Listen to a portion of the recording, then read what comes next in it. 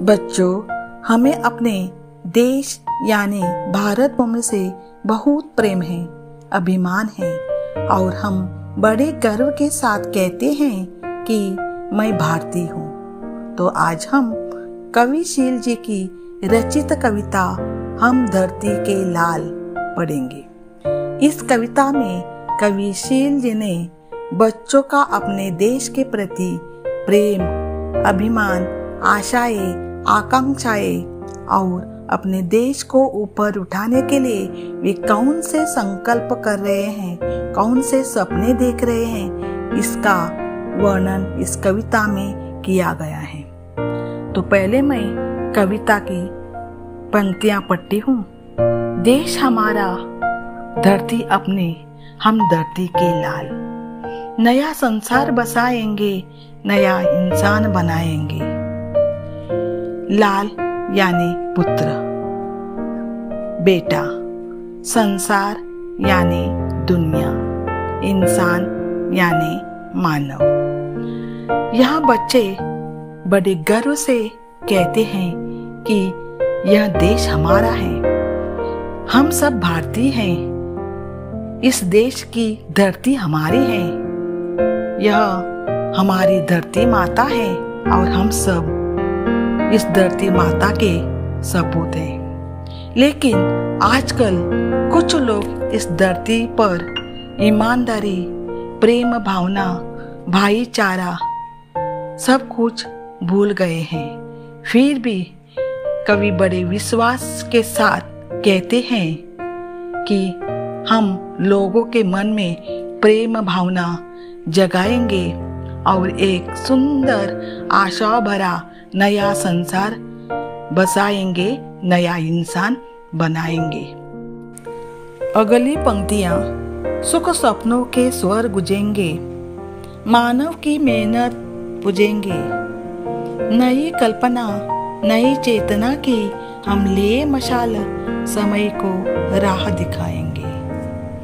स्वर यानी आवाज, स्वप्न यानी सपना, राह यानी रास्ता, समय यानी वक्त, धरती यानी जमीन।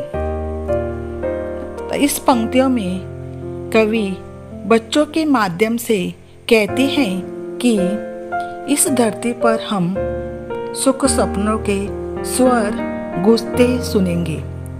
जो किसान इस धरती पर मेहनत करके फसल उगाते हैं, हम उन मानव की मेहनत को पूजेंगे।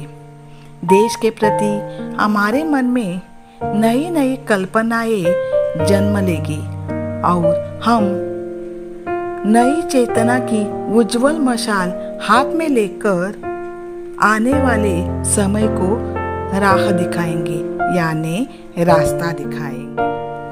अगला पदांश, एक करेंगे हम जनता को, सींचेंगे समता ममता को, नई पौध के लिए पहन कर जीवन की जयमाल, रोज त्योहार मनाएंगे। जनता यानी लोग, ममता यानी प्रेम, पौध यानी उपज, समता यानी बराबरी का भाव। तो इस पदांश में कवि बच्चों के माध्यम से हमें कहता है कि हिंदू, मुस्लिम, सिख, ईसाई, इन सभी धर्मों को हम एक करेंगे। इस देश की जनता को हम एकता में बांध कर रखेंगे। उनके मन में एक दूसरे के प्रति प्रेम, ममता, समता की भावना सिंचते जाएंगे। नई उपज, नई फसल के लिए जीवन की जयमाल पहनकर बच्चे रोज यहाँ खुशियों से भरा त्योहार मनाएंगे। अंतिम पदांश, सौ सौ स्वर्ग उतर आएंगे, सूरज सोना बरसाएंगे, दूध पूत के लिए बदल देंगे तारों की चाल।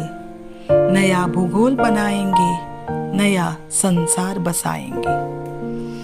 तो इस पंक्तियों में कवि बच्चों के माध्यम से कहते हैं कि इस धरती पर 100 स्वर्ग उतर आएंगे और सूरज सोना बरसाएंगे।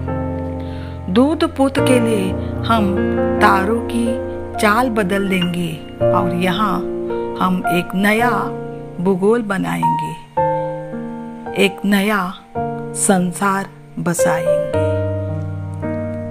धन्यवाद।